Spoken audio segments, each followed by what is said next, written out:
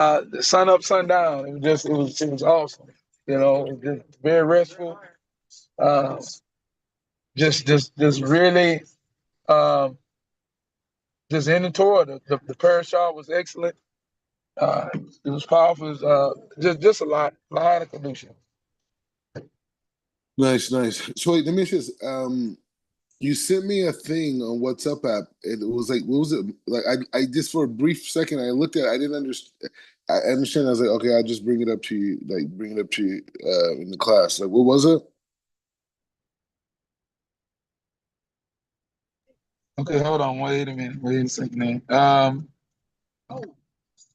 Something out. Okay. All right. All right. So, all right. So what that is? Many years ago, right? Um, Coretta Scott King. She got, I believe it's the University of Columbia. I'm not sure about the university. I got to go back to look at what the university is. But she had them to archive all of Dr. Martin Luther King's essays, okay, that he did, to get his PhD and all his dissertations, right? And the seminary that he was a part of, this paper he wrote was about Mithraism. I don't know if you ever heard of Mithraism, but Mithraism is a uh, hold on one second here. Mithraism is a old um, Roman cultic practice or religion, mystic religion. Okay, Mm. and in that paper, he discusses his belief that Christianity is just another form of Mithraism. The whole paper is about this, and he got raving reviews from the board of the seminary.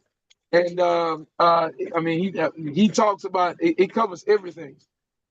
And so, what the reason I sent that to you was because just to understand that within the seminary system, there are ministers that know truth. They know that Christianity is a pagan religion. They know it. And here's Dr. Martin Luther King, who wrote an essay about it and helped him to get his PhD. Yeah, well, okay, no, it's interesting. I mean, it's yeah, it's very interesting actually. So yeah, I appreciate. I was just wondering because you didn't give me like a backstory to it, so I was like, okay, I'll just talk to you about it. So yeah, I appreciate that. Always send me information. I'm always open to like new ideas, especially things that are connected to African American history and spirituality in the country and different outlooks on it and these things. So whatever. My thing is like this. When it comes to different religions, I think everyone would agree that you can find universal truths in most of the monotheistic faiths, what I mean, say like Islam, Christianity, and Judaism, right? So I think there's universal connection points. I I think that the way that it's laid out, right? Like if we accept that there's different levels and there's different kingdoms, right? If we're saying like there's a plant kingdom, I mean a rock kingdom, a plant kingdom, an animal kingdom, human kingdom, I would say like, they would probably have to have like a spirituality, right? Like I'm saying, if you could connect that to a person who lives a mundane life, is in this kind of like more rock state, right? And then a person who's in vegetation is into luxury, right? And then a person who's into power and influence is like in the animal place. And then the person who's the spiritual person, the priest, right, is in a place of human, right? Who wants to be totally connected to God, right? And so, from that perspective, I mean, you would have to think that there would have to be different ways of connecting to the creator for those different levels of desire, right? And so, like, for one level of desire, the other person's faith looks like, wait, how could you believe that? You know, like, you gonna say something on that? Well, yeah, and I definitely agree. And you know, like for example, with Dr. Martin Luther King and blessed, I believe he's a very powerful man. So that I still had a purpose for his life amongst our people. But the thing is that I think that from reading that essay, I think that he basically used religion the same way that you just expressed. I think that he looked at Christianity as a tool that he could utilize in order to accomplish the goals that he had, um, based upon his research on it. And that was his way. That was his way of connecting to God. Yeah, like I said, like I hear that. I would just say like the main idea I think, or one of the ideas off of like the one of the main ideas from what you're saying is, what I take from that is just the idea of looking at what is like the purpose of creation, what is the purpose of like this whole thing, right? And this is the perspective we have, right, as Jews, and maybe you say there's different perspectives within that. Okay, fine, but ultimately, on the deepest of levels of our sources, is the dynamic of the soul comes into this world for correction, right?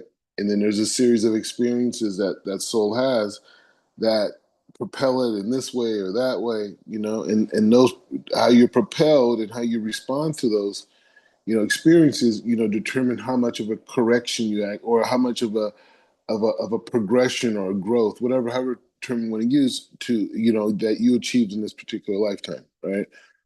So the thing is saying that like that is the goal of creation.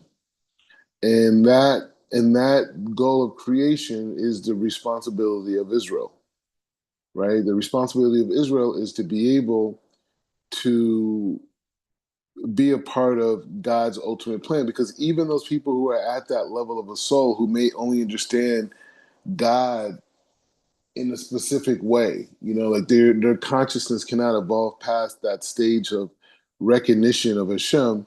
So I don't know. I'm not trying to justify, other ways of living, but just saying that's all their soul can comprehend, right? Because that's the level of their development. But we know that that person can progress to a higher level, right? And in a higher level, right? And so the thing is just saying that I understand like what other people thought they should do and other people's calculations, but that's the whole point.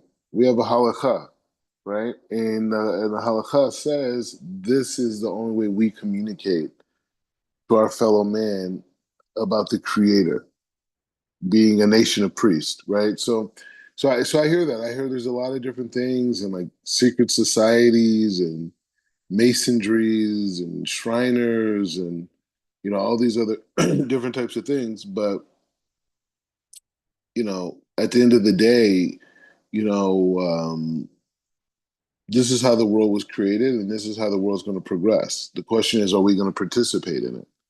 Are we going to be the people who live in folly that say, "Oh, well, here's an alternative way of doing it," or this is, it's a little creative, but and again, I can't really hold these other people accountable. And that, and it's a very interesting point too, because that's kind of like part of the class yesterday. But we're past it. I'm not going to go so much in it today because we're back in the Chofetz Chaim and perfecting speech and these things. But the thing is that, like, for example, the academic world. I actually talked to. I didn't know we were going to talk about it today, so I kind of talked it out a little bit with Otino earlier today. But the thing is when you think about the outlook of like academia, right? And we talk about it a lot. We do talk about it a lot. But it's that idea that they have, like their understanding. And I was reading over Rob Ashlag again, right? Maybe maybe I should bring it up. I don't know. I mean, sometimes you got to say the same thing twice, right? So let me bring up, let me bring it up inside, so it's not like I feel like you need the text, so you don't, so it doesn't seem too preachy. You know what I mean? Okay, hold on. All right, let's bring it up. So for some reason, the show wants me to hear this. It wants me to ingrain it into my consciousness. All right, so we're back to back. Ravashlag. Okay, let's go. All right. All right. So he says, okay, so he said this is chapter 21 of his introduction to the Zohar, and he says, Ve'ala yotzer levech acher da'at. Right? Can you see it? You can see it, right? Okay. So he I can says, see it, Chief Rabbi. Excuse me, I can see it, but the volume is a little low. oh, really? Oh, wait, hold on. Okay. Can you hear me better now or no? It sounds about the same. Really? Hold on. Let me. All right, let's try it now. Is it better? It could be on my end. I can hear though. Oh, okay, fine. So he says like this. Do not pay attention to those philosophers, right? He's talking about academia, I mean, because he say don't talk to those philosophers who claim that the essence of the soul is an intellectual substance, right? So they don't say soul, they say spirit, right? The spirit, right? That's how they talk. And he says that the soul is actualized only through the knowledge that it acquires. So their thing is that this spirit that you have inside of you is something that expands and grows based off of how much knowledge you have. So like how much books you read and these types of things, right? And so he says it is actualized only through the knowledge it acquires, and that the soul grows from knowledge, and knowledge is of all of its being. So knowledge and wisdom, right? He says according to this theory, the eternity of the soul after death depends entirely on the extent of which the soul has acquired knowledge. So he says, so basically, by their logic, after the person's end of their life, the soul only exists as to the amount that the knowledge that they acquired throughout life. It's kind of a weird way of look, but anyway, this is what he's trying to warn us against. So he says, okay, so he says, this is not the Torah view, and the heart rejects this opinion. He says, anyone who has ever acquired knowledge knows that it is an external acquisition, not the essence of one who acquires it. He says, Ela keme vore shechala komena shela habaria. So he says, rather explain he says rather as explained all of the substance of this of the new so he says like this. He says as explained, because you guys learned this a while ago, but you know what, we probably had to go over stuff, but the point is he says something that's new, right? So like something, a new creation or something, right? He says whether it's a substance that's a spiritual substance or a substance that is physical, right? He says we know that the root of everything, right? The root of everything is what? The desire to receive, right? So, like for example, the soul comes in this world. The soul has this desire to share. It's connected to Hashem. But once it comes into this reality and it's cloaked inside of a body, what happens? It develops this dynamic of desire to receive. But the purpose of the soul is to transcend that desire, and thus transcending that desire, it does these corrections, or they call them tikkunim, right? And so, what propels us to go and go through this transition, this transcending process, like of just being within ourselves? Life, right? Everything from getting married, everything from having children, everything from dealing with the challenges of life, challenges of upbringing, challenging of all the life scenarios. All those things were given as a mechanism to propel you to correct certain parts of yourself, right? And so that perfected reality is the challenge that we're dealing with, right? Because we have the serpent that comes to us, right? Which is the world around us that says, no, your life's not perfect. You don't have the new Apple phone. Your life's not perfect because you don't have this car. Your life's not perfect because you don't make this amount of money. Your life's not perfect because you don't travel to the your life's not perfect. And so this is the nakash, right? So in the beginning of creation, this idea of this perfect reality where everything that they needed was right in front of them is exactly what every human being is born into, right? But the energy, the intelligence of the world that we live in comes and says, no, that's not the case. That's what they're trying to teach us in the Garden of Eden. And this is what he's saying now. He's saying, he says anything that's new, right? Whether it's a physical thing or a spiritual thing, he says it is nothing other than a desire to receive. We have said that the soul is made up entirely of the desire to give, yet only due yet that is only due to the repair that occurs when the reflected light enclosed in the soul, the light is received upon the upper worlds from where it comes.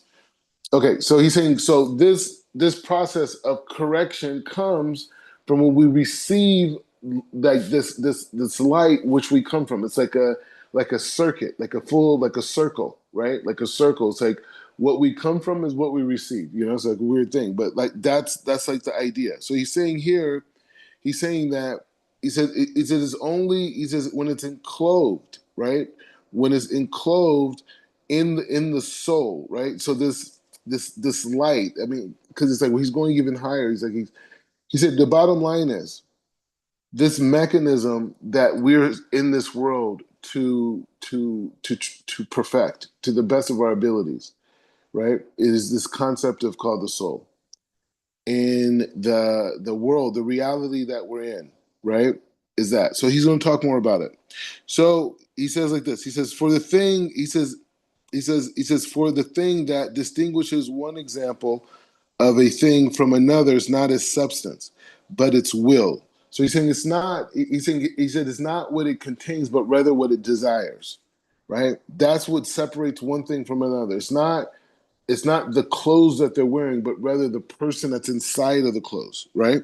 And so he says, for every will, in essence, produces needs, and those needs produce thoughts and knowledge to the same degree as the needs. Then the creature can go out and acquire what it requires to fill its needs.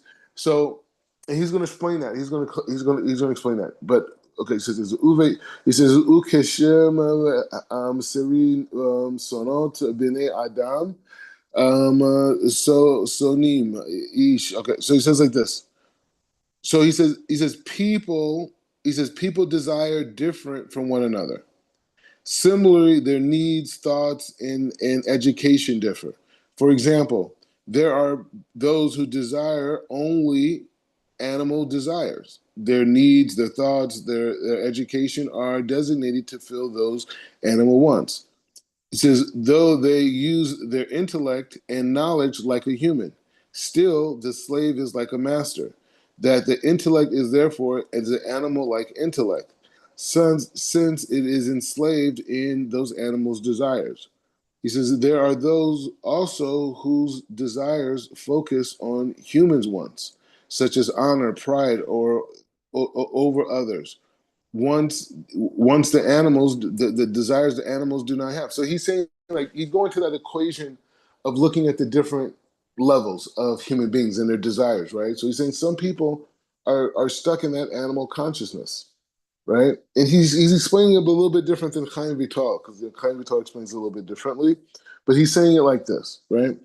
So so he says such people will focus their needs and thoughts and education on those human desires to the extent possible, to whose desires they receive is linked to intellectual understanding, will focus their needs and thoughts in fulfilling that and the desires to the maximum extent. He says, "Ve'efilu gimel minia rosenot mitz vim al pi roof." Bekalamin ha'adam. So he says, and for the most part, people possess different kinds of desires to different extents. but the admixture of those different needs differ from person to person.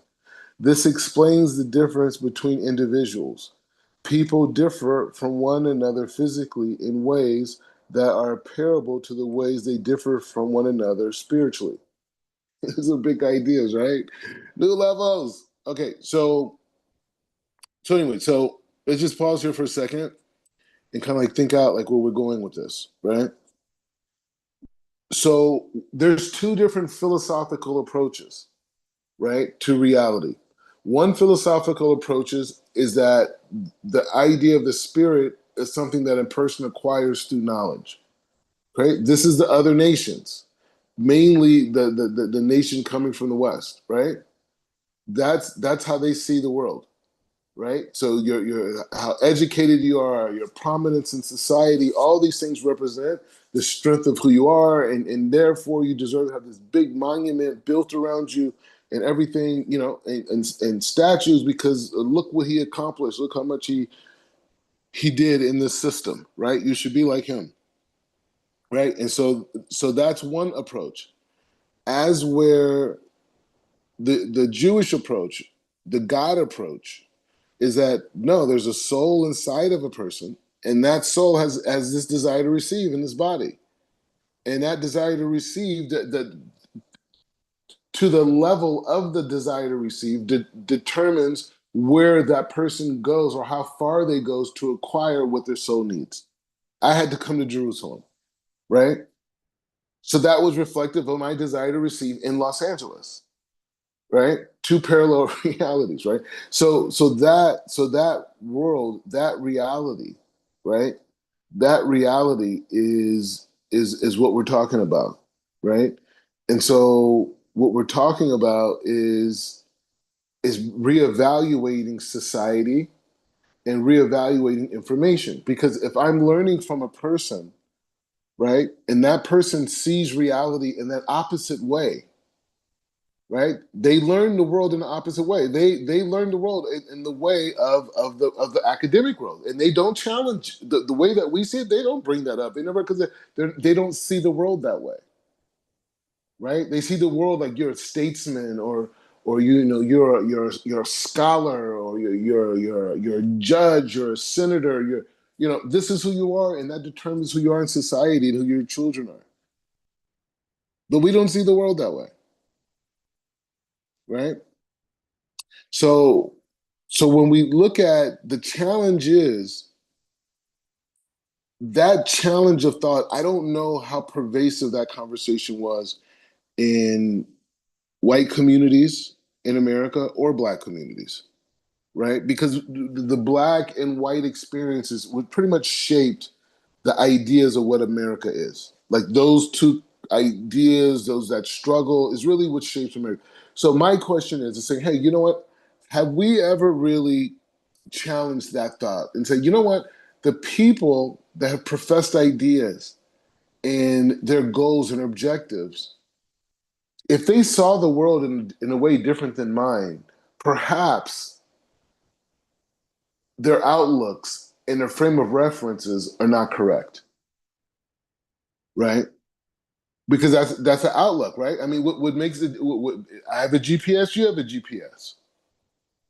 Your map says this, my map says that. If your map says that and my map says this, then I have to look at that map and say, hey, you know what? Or I have to look at your outcome, or I have to look at your analysis, or I have to look at your reflections and say, well, I hear what they are, and there's a lot of people that agree with it. But is it actually connected to the truth of the way the world functions? Right? Because that transcends race. Right now, it's not about race anymore. Now, it's not about economics. It's not about any of these things on the external. It's about saying that I see the world in this way that the soul receives based off of its desire, versus the other world, which says that the human being just exists on its own, and the soul or the spirit is something that's acquired through prestige, honor, and status, right? Because that's what we're living in. You go outside of the house. Those are the two realities that exist. how the soul functions, because no one on planet Earth, if they understood that the soul is within, and you said, hey, the way that you live and the actions and decisions that you make affect your soul and affect your body. And if you're making decisions that are only based off of the needs of the body and you don't even take into account the needs of your soul, you're going to have a very difficult life functioning. I don't think there's anyone in the world that would not keep halakha, right? I mean, who would not want to keep halakha? Who would not want to keep the laws of the Torah if these are the mechanisms that feed my soul and my body, that gives me the right coordinates on how to achieve these things? And so that's why I would challenge what we consider scholarship in the Black community, right? Like, what we really consider scholarship, and the people that we've been told to look up to, and the people that we've been told, have wisdom and knowledge, and they fought for us, and they wrote these writings and these different things. But if they were in the illusionary reality, if they weren't in the real reality, why am I supporting it? I understand the institutions that put it in their bookshelves and have created classes and awards and days and all these remembrances. But show me the real reality. Show me the reality of the world functioning as it should, as God says that it should. Show me that world, right? I deserve to see that world. Or you're just saying, oh, well, it's knowledge in blackface. It's knowledge in blackface. Right? So here's a black man. He got knowledge. A bunch of white people said he has knowledge. Okay, I listened to him. That's black knowledge. Look, the white people say he has knowledge. Look, even white people like him, man. Come on. Or do I have a different level of analyzation than that? Right? And because I could think from the frame of Israel, or I could think of a frame of a black person. If I'm in the frame of Israel, then I'm connected to all the wisdom that's ever existed throughout, the world, throughout humanity. From Abraham talking to Melchizedek, all the way, to rabbis right now, right? All that information in between that, I have all that. So if I have all that information, and that information is built, the whole basis of the argument is the true reality. Like, that's the beginning of the conversation, that you're not in the illusionary world, that Hashem Echad is reality, right? That's reality. So if you're starting from that reality, now we have a conversation. But if it's knowledge in blackface, right? If it's knowledge in blackface, that is, as a black, in 1800, a black man wrote a book. I'm just saying. And they almost killed him for doing it. We're like, man, he was cold. And the thing, I'm not taking away from that. Because that was part of the process and the amalgamation of me being who I am today. You know what I'm saying? So I'm not cutting myself off from that. But I don't have to glorify the mechanism of concealment, right? Because even though they played a game and said that, okay, we're going to gravitate you into our knowledge by thinking we denied you knowledge, and then once we give you step by step, you're going to feel like you're a part of the knowledge, you're going to feel like you're accomplished by being a part of it. I get it. It's mind control. I get it. Right? First you have to reject somebody, you tell them no, no, no, no, no, and they're like, no, I want to learn, I want to read too, right? And you'd be like, all right, here's some alphabets, right? And then and then a little bit later you'd be like, no, but we want to speak words, all right, man, here's some words, and then you build them up, and then to them that's knowledge, right? To them, that's knowledge, right? That's information, right? Look, he allowed us in. He allowed us to be educated. Therefore, now we know. So, but maybe that was a setup, though, right? Maybe that was like playing. It's like a bait and switch. You know what I mean? Like maybe it's like that, because the true reality is, and I know that many of those people know this truth because they designed the society specifically to damage the soul, right? And that's why we're reading about Chofetz Chaim, right? Because We're reading about how to protect our speech, from committing sins, right? That's what we're trying to do, right? And but why wouldn't we teach our kids that? Because speaking and gossip damages and weakens the human spirit, right? So we're going to create TV shows about it. We're going to create magazines. We're going to, play paparazzi. We're going to, the whole thing, right? And we're going to create a whole world around it, and and millions, hundreds of millions of people are listening to gossip every day. They're listening to Ricky Loot every day. This is going on in this person's life. This is happening in this person's life. This happened in this person's life, and they're just damaging the soul. Hundreds of millions of people every day are getting their soul damaged because they don't understand these principles that we're learning right now. And that's what I'm saying. So that's why it's hard for me to get into it, because it's just like, yeah, I appreciate Martin Luther King. I mean, he gave some great speeches. He fought for civil rights, but like, was that really the struggle though? Was it really about civil rights? Was it really about integration, or was it just about really transforming how we connect to the infinite? You know what I mean? And building that society, engaging with them. Their situation is even more messed up. So, anyways, we could talk about. I know it's a whole big conversation. People feel differently about it, but just my personal perspective is it's okay to appreciate how things progressed, right? But we have to be able to create a separation, right? Because the stuff, the perspectives that other people have had are in a place of concealment, right? If Rob Oscar could go after the professors, the philosophers of his time, and say, these guys their whole outlook is weird. Like it's not even a part of the game. You know what I mean? Like it's weird, it's deformed, right?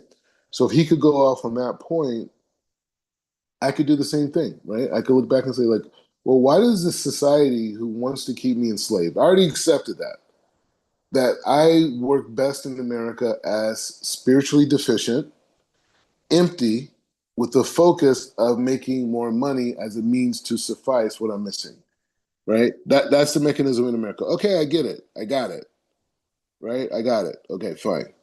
So if that's the game, okay, so then I have to critique everything that has been given to me by that same exact system, and then be able to say, hey, well, you know what? Is that information really empowering me? I mean, I know they say that it is. I mean, I get it. I mean, they got this new guy in, right? This Kennedy guy, right? He's like the head of health, whatever, blah blah blah. The guy's not even a doctor, but the point is, he's coming in with all these health reforms, right? But you know what? He's challenging these things, but these same things, what are the FDA and all these people, they were co-signing this stuff, right? Because someone paid someone and they said, okay, well, they're good by us, hey, it is what it is. So my point is saying, so why is it that other people could critique food and critique this and critique their system, but when it comes to us, we get very personal about it. Like, hey, how you gonna speak against Booker T. Washington, man? Do you know who he is? I'm like, hey, I don't got a problem with Booker T. Washington.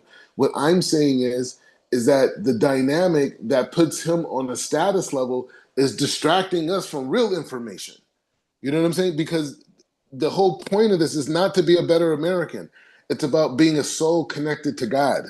That's what this whole thing is about. It's not about being rich, being a great American, a great Israeli, whatever, a great Jew, whatever word you want to put on it. The bottom line is transforming one's soul to be completely plugged into the light force of the Creator. That's it. However way that manifests, what time in history this, what the culture is, how people speak, okay, whatever. But the bottom line is just saying we are here to be completely plugged into the light force of the Creator. And that's what the halakha is, right? And so that's point. So before we go to Rick Lee, I feel any responses to that? I attacked Black history. I did that. Yes, I did it. Yes, Shalom, Chief Rabbi. Yes, Mm. I couldn't, just agree 100% on just the way you laid that out. Um, because when we dealing with the animal kingdom, I'll just observe my sheep, or just any of the animals that are around, you can give them a bowl full of feed, or you can give them a field full of grass, whatever, and it's never enough. It just continues to go on and on and on. And so when you think like, okay, this is what it's about, or this is what's that, and so forth, it's never enough. Like right now, and we know how our community has progressed in the West, but right now we're getting commercials that you know advertisement rather on the phone about, hey, you don't have to read, you don't have to this, just take a picture and let it read it to you, and all this here and so forth. And it's like, wow, with everything that our communities and many other communities have gone through, it's never enough. It's always like some other kind of plan, or and I'm not going to say that people are necessarily like just so schemish or whatnot, but their intellect and their all the things that they come up, like the philosophy and all that stuff, it is it is not something that we as believers who desire to have that, our soul, you know make that teshuva, and turn back to what we're supposed to be doing. it we have to, it's like we have to tap out of that, and like, just tap into our the works that our sages have put forth, because it is what is going to bring us that human level, getting us to that place where our soul needs to be. That's just what I wanted to say. Shalom.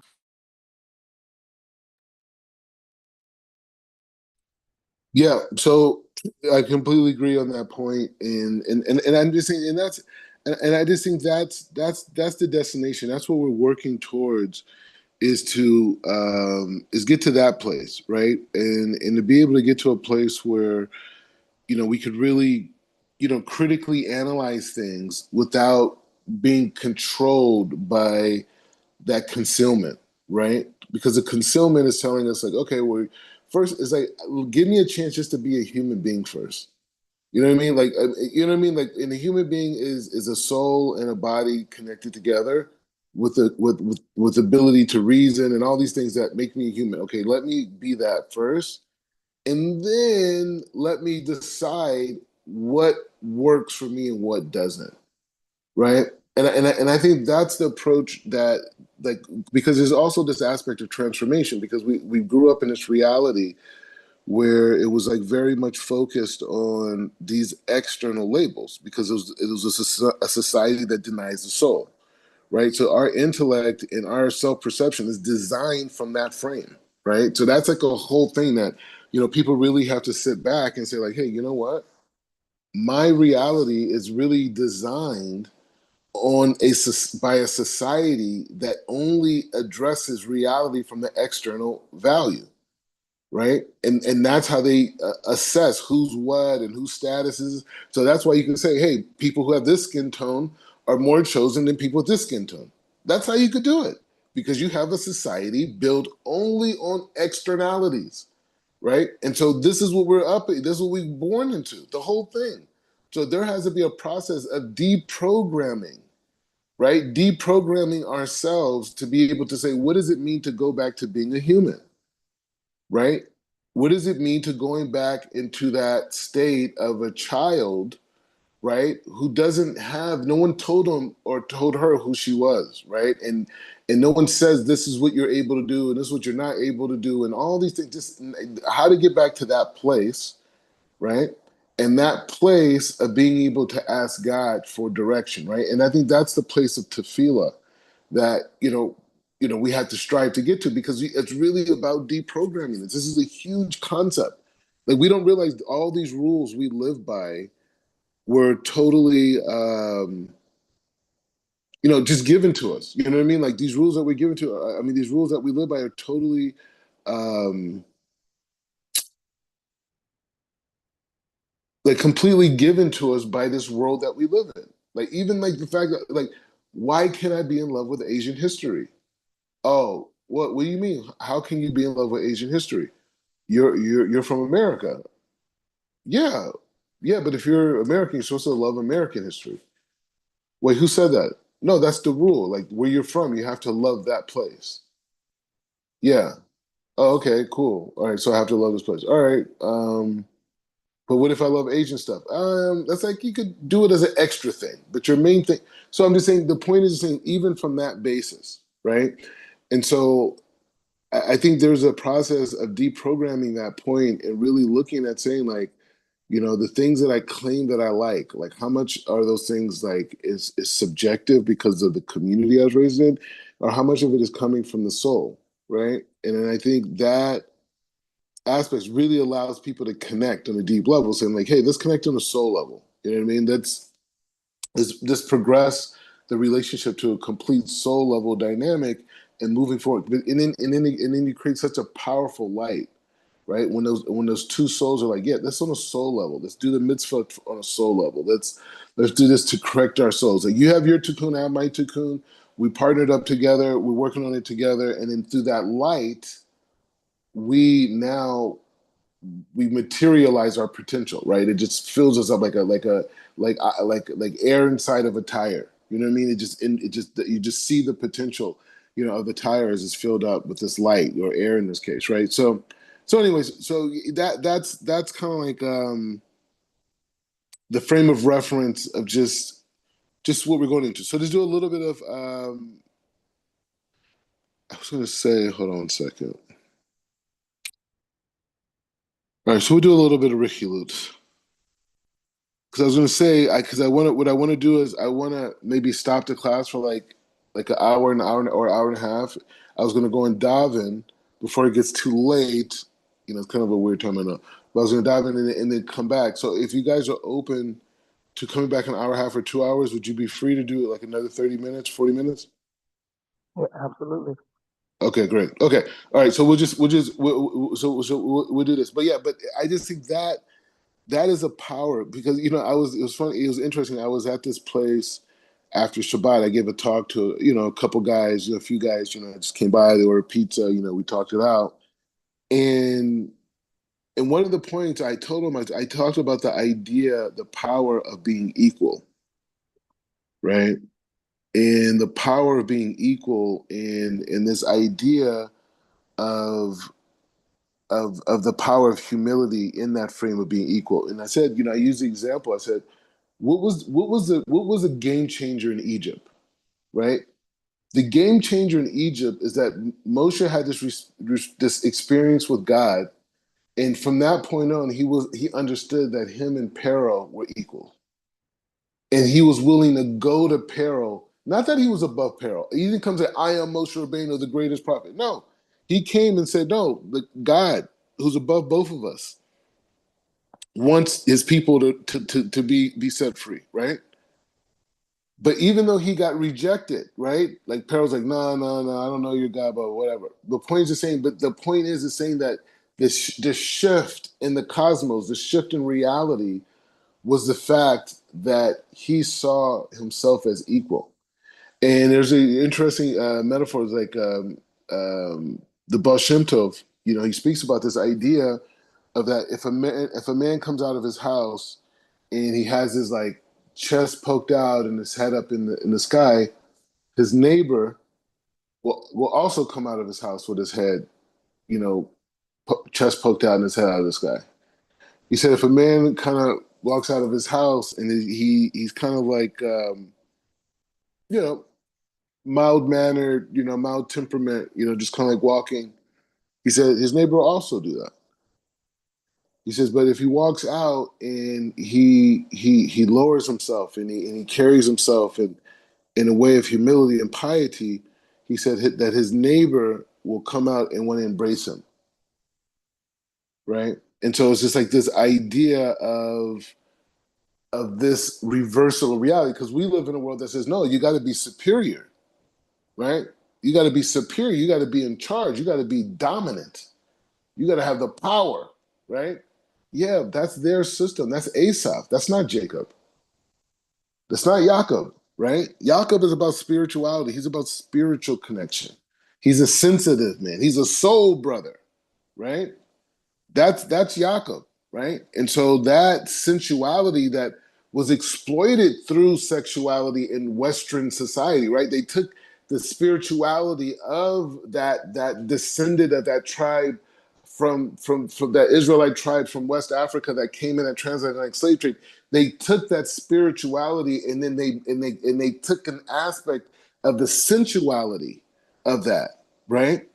And they turned that into an entire industry called R&B, called black exploitation films, all these things. They took that sensuality that was supposed to be for spirituality, to speak to a show, right?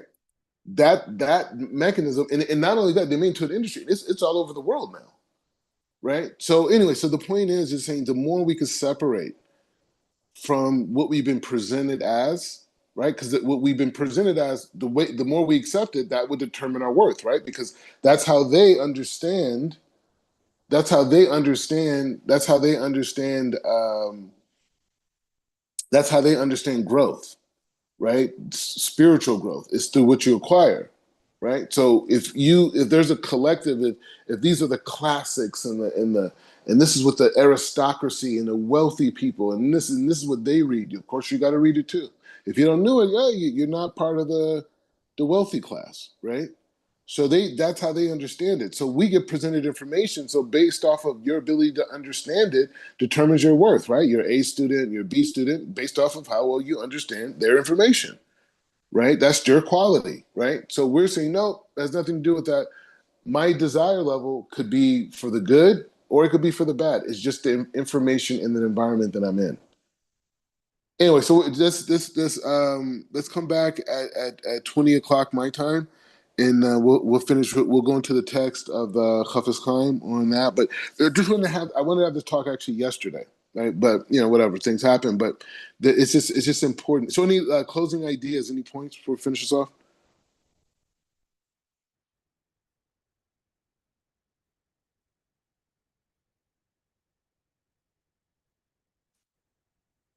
Okay, all right. So okay, so we'll come back to it. I'll send you guys a link.